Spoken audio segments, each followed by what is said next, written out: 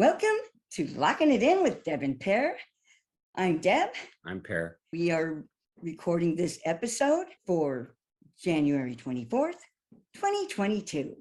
And today we're talking about manufactured homes, in particular, financing of manufactured homes. And Perrin is a loan officer and he specializes in manufactured homes. How long have you been doing manufactured homes, Perrin? Since 1997. 1997.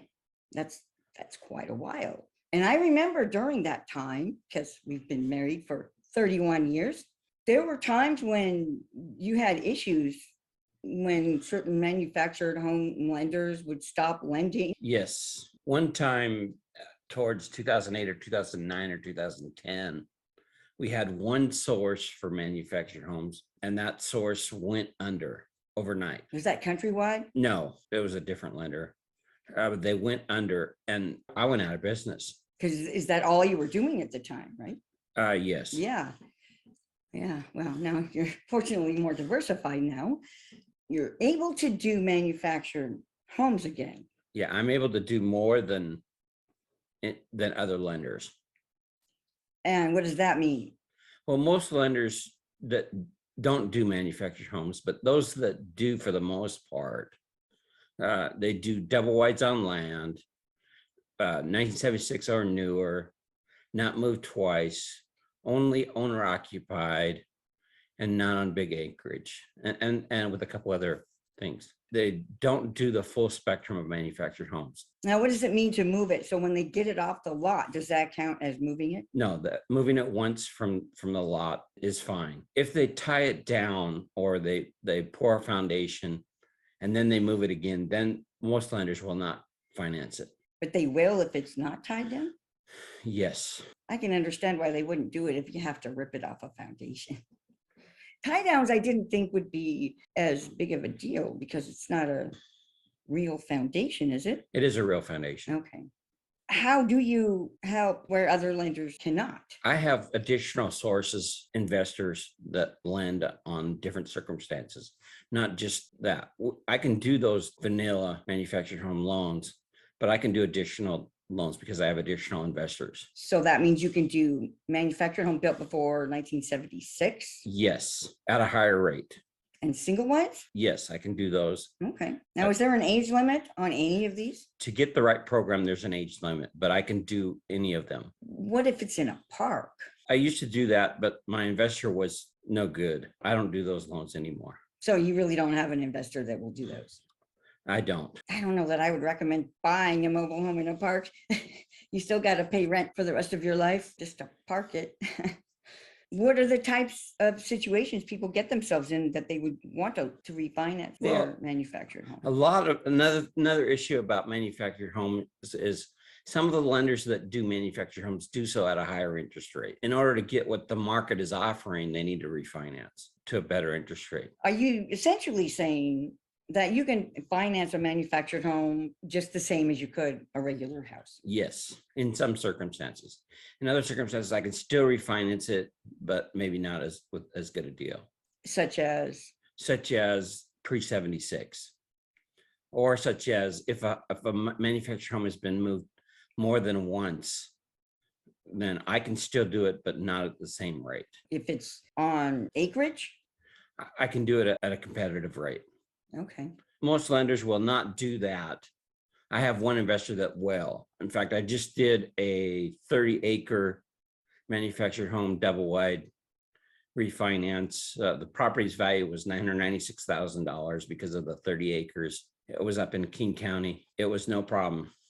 Is it possible to refinance a mobile home for the purposes of remodeling it? Yes, just like any regular refinance. Or adding on to it? Yes. Okay. Of course, you need a permit to add on to it. Of course. But yes. And those additions, those aren't difficult to finance later, are they?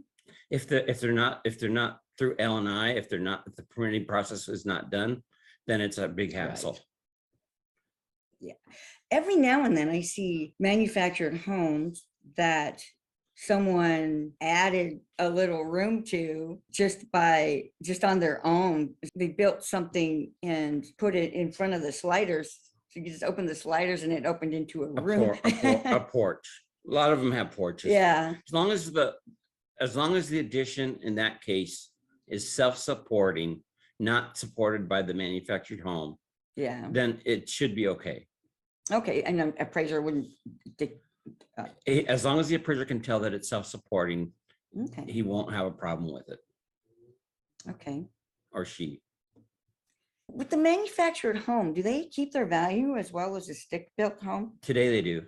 Really? Okay. Not as well as a stick-built home, but I'm getting really good appraisals, really high appraisals on manufactured homes. Okay. I had an appraisal on a single wide on land at 290 last month. I had the manufactured home on Acreage, 30 acres at 996,000. I'm getting in the $400,000 and $500,000 range for Acreage manufactured homes. Are you able to loan at the same loan to value?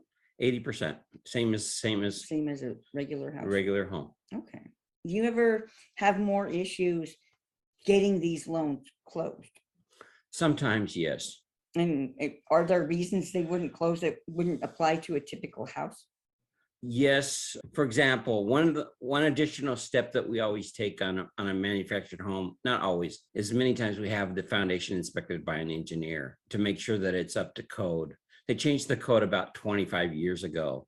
So any manufactured home that was put in before then needs a couple $1,000 adjustment to their foundation. Not just pre-76. That's a different thing, right? That's a whole new ballgame. Okay. Now, why is there that cutoff with 1976? HUD started regulating and certifying manufactured homes in June of 76. If they don't have that HUD certification, does that complicate the financing? Well, it makes it impossible except for with one of my sources, Okay. And that's why you're able to do pre-76. because I have that investor. Okay. And have you tested them out, their underwriting? Yes. Okay. I have seen manufactured homes that are really small. And I'm wondering if they have you see tiny homes these days and you'll see things that'll look like a shed and it has a completely functional house inside. Do you loan on something like that? Normally you need a 600 square foot footprint in order to get financing, but on a case-by-case basis, we can do slightly below 600 square feet and not necessarily with the best interest rate. Okay.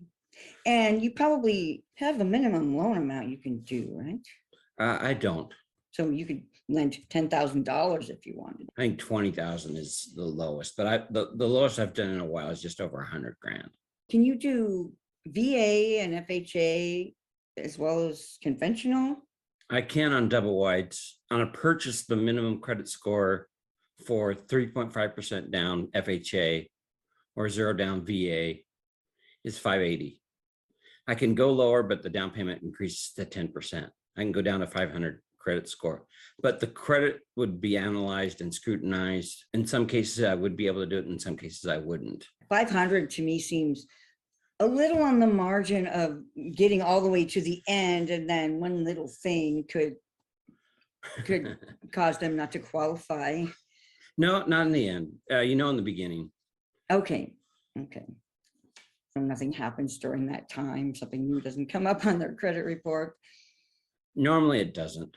Now on a refinance, I can go down to 500, but normally I'm in the 540 and above range. And to get the best rate, what do you want to have on your credit score? You want to have a 640 at least. 640. Or higher.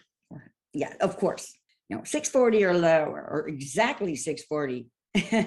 Okay, that would be kind of hard to manage if it had to be like an exact number. How should people contact you to get in touch with these great programs? They can call me on my cell phone at 253-226-6454. Also, we do have financing for putting a new manufactured home in, and it can go 5% down. For a purchase of a manufactured home that's already existing, I do have a program for those with a 660 credit score or better, 0 down.